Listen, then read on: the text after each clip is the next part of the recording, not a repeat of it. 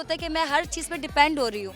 ये उन सब के लिए, या फिर हस्बैंड का वेट करे कि वो घर आ जाए तो मुझे लेके जाए, वो घर आ जाए तो मुझे शादी में ड्रॉप कर दे, वो घर आ जाए तो मुझे ड्रॉप करे।